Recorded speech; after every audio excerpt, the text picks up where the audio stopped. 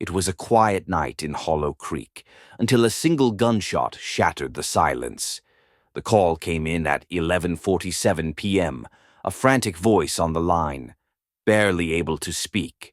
911, what's your emergency? Send help. Please, he's dead. Oh my God, there's blood everywhere. That was the last time anyone heard from Evelyn Marsh, the wife of the victim, Richard Marsh. Or so we thought. Welcome to Dead Air, where we unravel the darkest mysteries, one clue at a time. Tonight we bring you a case that gripped a small town, a murder so twisted, so unexpected, that even the investigators were left stunned. This is The Silent Witness. Richard Marsh was a man of influence. A successful real estate developer, he had built half the town and made just as many enemies. Found dead in his study, a single bullet through his chest, the gun lying just inches from his hand. At first glance, it looked like a suicide, but the police quickly ruled it out. The angle was wrong. The gun, too far away. This was murder. There were 3 people in the house that night. Evelyn Marsh, Richard's wife of 20 years, Victor Kane, his business partner, and Lisa Reed, the housekeeper who had worked for the family for over a decade. Each had a reason to want Richard dead. Each had something to hide. The suspect's Evelyn Marsh, the grieving widow. Or so she appeared. Neighbors reported hearing heated arguments between her and Richard in the weeks leading up to his death. Rumors swirled about infidelity, about a marriage on the rocks. And then there was the insurance policy, a cool $2 million, payable to Evelyn. Motive? Absolutely. Victor Kane, Richard's business partner and longtime friend, or so he claimed. But behind closed doors, their partnership was crumbling.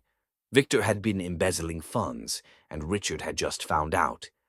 A confrontation was imminent. Did Victor silence him before the truth came to light?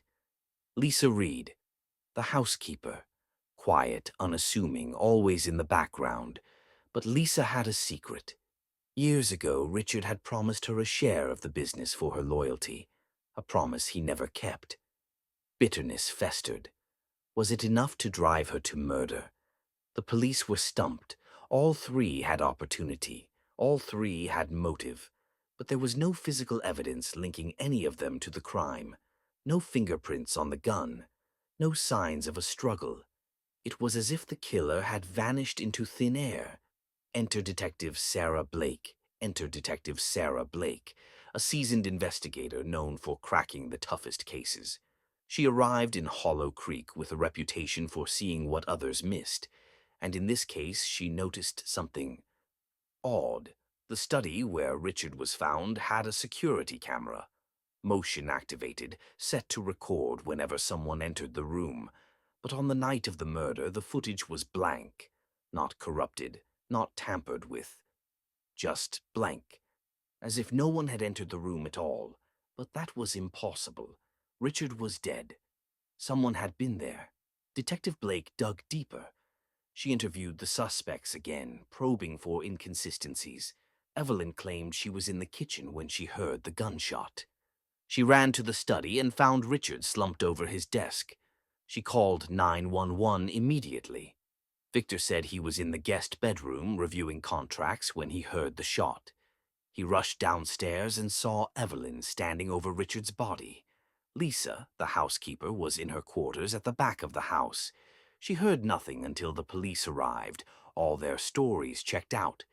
But Detective Blake wasn't convinced. She decided to reenact the crime, to see if the timelines matched. She positioned each suspect where they claimed to be. Then she fired a blank from the study. Evelyn, in the kitchen, heard it clearly. Victor, in the guest bedroom, also heard it. But Lisa claimed she heard nothing. The back of the house was too far away, insulated from the noise. Wait a minute. If Lisa couldn't hear the gunshot from her quarters, how did she know to come to the study when the police arrived? Unless she was already nearby. The breakthrough Detective Blake confronted Lisa. At first, she denied it, but under pressure, she admitted she had been in the hallway, just outside the study, moments before the gunshot. She heard Richard arguing with someone, but she couldn't see who. This was a breakthrough. There was a fourth person in the house that night. But who? Detective Blake reviewed the security footage again, this time from the entire house.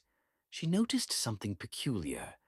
At 11:30 p.m., just 15 minutes before the murder, a figure entered through the back door. The camera caught a glimpse of a hooded individual, but their face was obscured. Who was this mystery person? And why were they there? Blake checked Richard's phone records. There it was, a call to an unlisted number at 11:15 p.m., just half an hour before his death.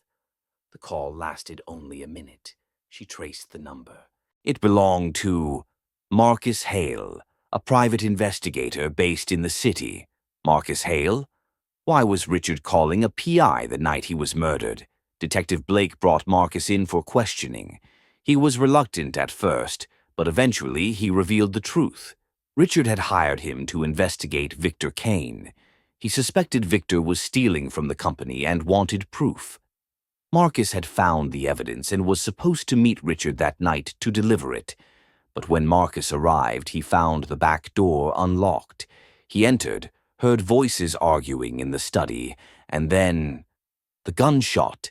He panicked and fled, not wanting to get involved. So, Marcus was the hooded figure. But he wasn't the killer. He was just a witness. A silent witness, narrowing it down. But wait. If Marcus heard the argument, he might have heard the killer's voice. Detective Blake pressed him for details. Marcus hesitated. I think it was a woman's voice, he said. But I can't be sure. A woman's voice? That narrowed it down to Evelyn or Lisa. But which one? Detective Blake decided to take a closer look at the crime scene. She examined the gun again. It was Richard's own pistol, kept in a locked drawer in his study. Only Richard had the key, or so everyone thought. But upon closer inspection, Blake found a second key hidden in the study, tucked behind a bookshelf. Someone else had access to the gun. She dusted the key for prints. They matched. Evelyn Marsh. Evelyn had a key to the gun drawer. She could have taken the pistol, shot Richard, and staged the scene. But something didn't add up. If Evelyn was the killer, why would she call 911 immediately? Why not try to cover it up? Detective Blake confronted Evelyn. She brought her into the station for questioning. At first, Evelyn stuck to her story, but under intense interrogation, she began to crack. I didn't kill him, she sobbed. I loved him despite everything. Yes, we argued, but I would never. Then she said something that changed everything. I saw someone leaving the study just before I got there. I thought it was Victor, but it was dark. I couldn't be sure. Wait. So Evelyn saw someone leaving the study. Why didn't she mention this before? I was scared, she admitted. I thought maybe I was mistaken. And with the police suspecting me, I didn't want to make things worse. Detective Blake was skeptical, but she decided to follow this lead. She checked the security footage again, this time focusing on the moments after the gunshot. There it was, a shadow moving quickly down the hallway away from the study. The figure was slim, agile, not Victor's build. Victor was tall and broad-shouldered. This person was smaller. It was Lisa, the housekeeper. The prime suspect, Lisa Reed, the quiet, unassuming housekeeper, was now the prime suspect. But why would she kill Richard? What was her motive? Detective Blake dug into Lisa's background. She discovered that Lisa had a son, a young man named Daniel, who had been in trouble with the law. Richard had bailed him out of jail multiple times, but recently he had refused to help anymore. Daniel was facing serious charges, and without Richard's support, he was going to prison. Was that enough to drive Lisa to murder? To kill the man who had once helped her family but now turned his back? Blake brought Lisa in for questioning. At first, Lisa denied everything, but when confronted with the evidence, the security footage, the key, her presence near the study, she broke down. "It was an accident," she whispered. "I didn't mean to kill him." According to Lisa, she had gone to the study to plead with Richard one last time to help her son. She knew about the gun and took it to scare him, to make him listen. But Richard laughed at her, called her desperate. In a moment of rage, she pulled the trigger. "I didn't mean to do it," she sobbed. "It just happened." But Detective Blake wasn't buying it. The gun was fired from across the room, not up close, and the angle suggested deliberation, not an accident. Then Lisa said something unexpected. "He was going to kill me first. He had the gun. He was pointing it at me. I grabbed it from him and it went off." Wait a minute. That didn't match the evidence. There were no signs of a struggle, and the gun was found near Richard's hand, not Lisa's. The final twist. Detective Blake was about to call her out when suddenly the door to the interrogation room burst open. It was Marcus Hale, the private investigator. "I have something you need to hear," he said, holding up a small recording device. Marcus explained that he had been wearing a wire that night, standard procedure for his investigations. He had forgotten about it until now, but the recording captured the entire argument in the study. Detective Blake played the tape. "You think you can threaten me, Lisa? After everything I've done for you? You promised me, Richard. You promised my son a future, and now you're throwing him to the wolves. Your son is a criminal. I can't save him anymore, and if you don't leave right now, I'll make sure you both regret it." Then the sound of a struggle, grunts, a scuffle, and then the gunshot. But there was more. After the gunshot, a gasp, and then another voice. "Oh my God, what have you done?" Wait. Evelyn was there? In the study. Marcus stopped the tape. "I didn't realize it at the time, but Evelyn must have entered the room right after the shot was fired." Detective Blake turned to Lisa.